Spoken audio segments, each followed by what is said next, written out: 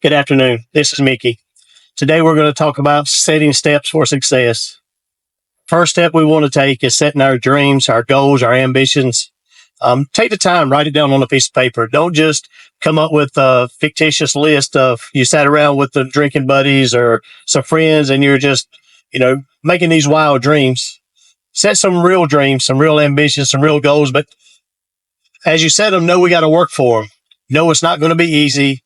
But if it's something that you really want and it's truly an ambition for you to get there, then we got to accept that there's going to be some roadblocks or adversities, some things we need to overcome. With this being said, we need to build us a bridge. And what I mean by that is, imagine we're going to live in a single wide trailer today and we want to live in a 12,000 square foot mansion tomorrow. It's not realistic. Maybe we win the lottery. Maybe that happens. However, we need to build a bridge and we need to accept there's going to be some issues along the way. So let's just say we're trying to hit a fitness goal. We want to be a fitness coach and we know there's going to be some adversities. We know there's going to be times that we're running, our shoelace is going to break. We're getting blisters on our heels. We got to run through it. We got to go through the pain and suffering, or we're out running. There's a bad storm. We need to really work through that storm.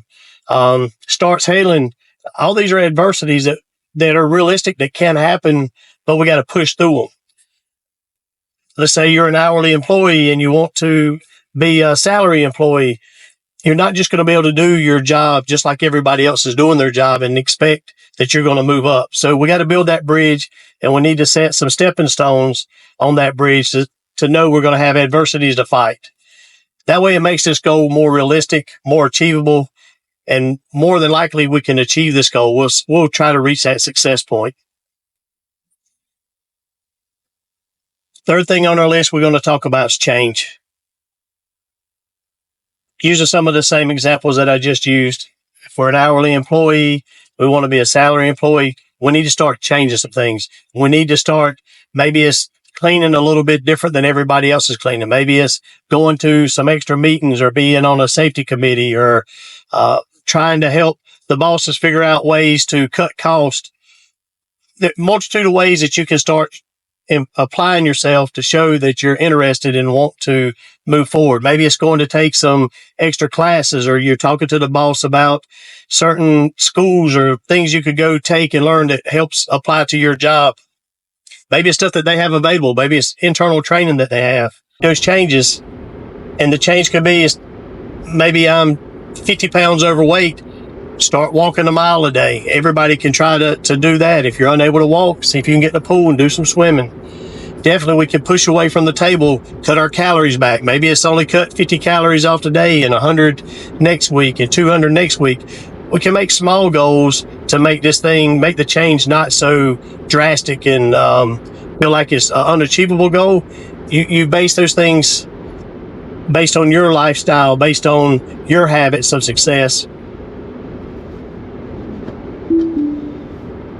So with that, we just got to change. Like I said, wake up in the morning sometimes. If you're currently not doing it, make up your bed, clean up your room before you take a shower, before you go to work. Set the stage of who you want to be and what you're trying to become, but start changing some minor habits.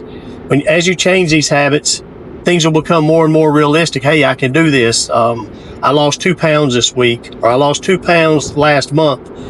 Start noting all the changes that are pushing you in the right direction to help build your confidence. Confidence will help you achieve in the long run. I mean, look at an athlete. It's rare you see a top athlete that's not super confident. Some say they're cocky and some of them are cocky, but in the most applications, they're going to be confident. They know what they can do and they're holding that pride level up, because if they let those expectations down, somebody will creep in and take that position away from them. That's the way you have to look and think and try to achieve these goals. So got to take action. Really need to set in. I've talked about change. There's not maybe a lot of things from taking action, but taking action is really diving in. You've wrote some of those goals down. We've built us a bridge now. Now we want to try to make moves for those change. Take action. Start asking your boss questions if you're wanting to move up. Start making sure they know your name. Get in front of them. If you're trying to be an athlete, extend your workouts, run a little bit further. Whatever you're doing now, you increase those numbers. Or maybe it's just studying. Maybe you're overworking out or overachieving. Maybe you've cut too many calories out of your diet, so you're not losing weight. We need to do a little bit of studying, learning, educating ourselves. And now with the internet, we've got multiple ways of getting the knowledge, getting more educated than what it was 20 years ago. I told you I'd give you some kind of life experiences that actually happened to me as I was moving through the ranks. I was an hourly employee and I wanted to get up to a salary position. And once I made that crossover, I got to a supervisor. I'm learning, I'm studying, I'm doing things. And I go to the plant manager and say, hey, I'd like to go up to a superintendent role within the next few years. How can I do that? What do I need to do?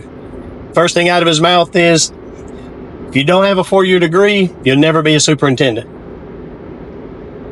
It sort of puzzled me a little bit. I wasn't sure, exactly why that was, but, maybe if that was a rule, that's what I need to follow. But I did some research. I did some checking. It wasn't a rule. So to me, I had two options there. I could go get the 4-year degree, or I could figure out how to get my education in different ways, whether it be classes, little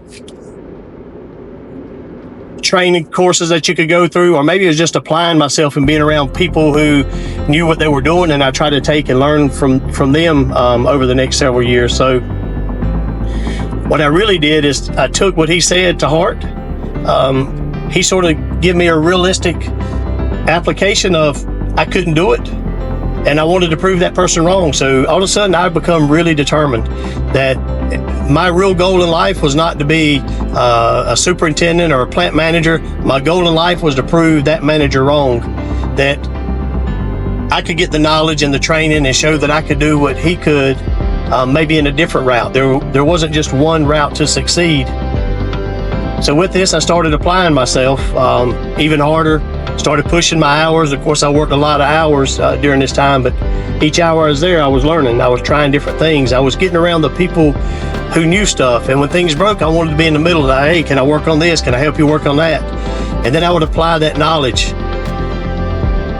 As things have it, that played in my favor because I was a supervisor. All of a sudden, they had a problem in the area, and things that I was touching was going in the right direction. So they wanted to see, hey, if I put you in another spot of the mill, can you still move up? Can you still help us move forward and reach our goals? So they did. They give me another option to move into another department. And as I moved into that department, I was the one to set goals. I went to them and said, hey, I've looked over the numbers. I see where we're at. So I did it in reverse. I said, hey, if I achieve this, I would like to have this. If I achieve this, I'd like to have this. And I worked with them to see if they would agree with it.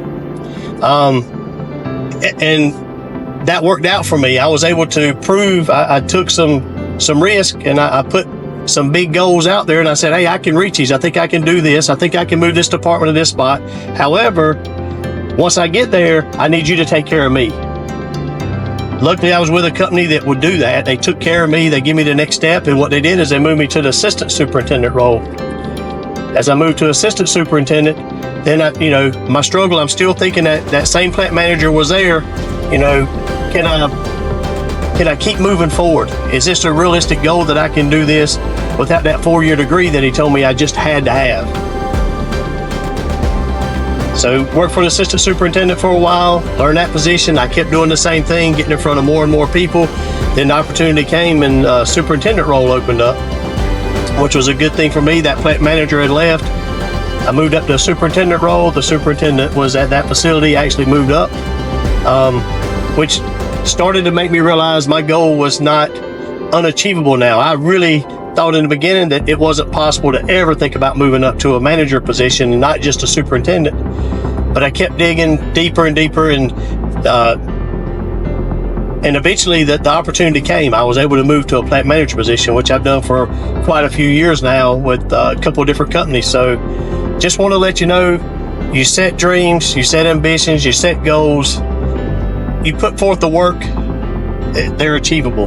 But it all starts with you. Don't point your finger at everybody else. Don't say this person didn't give me the raise, this person didn't allow me to do this? Or, you know, we're humans. We always want to find fault in everybody else. We don't want to find fault in ourselves. Take a deep look. Get in front of the mirror and look. Hey, what am I doing wrong? What can I do different? How can I do it different?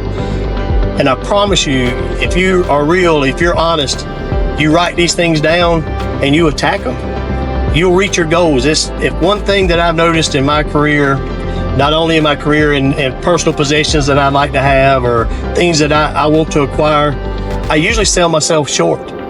I usually should have dreamed bigger than what I dreamed. Because what I've noticed is if you work for something, you can achieve it. If you stuck with me through the whole video, I want to say thank you. Good luck. I hope you achieve your goals. Follow back for some more pointers. I'm going to keep putting some videos out to try to help you succeed. Feel free to leave me some comments and I'll try to use those as suggestions for some future videos. Thank you.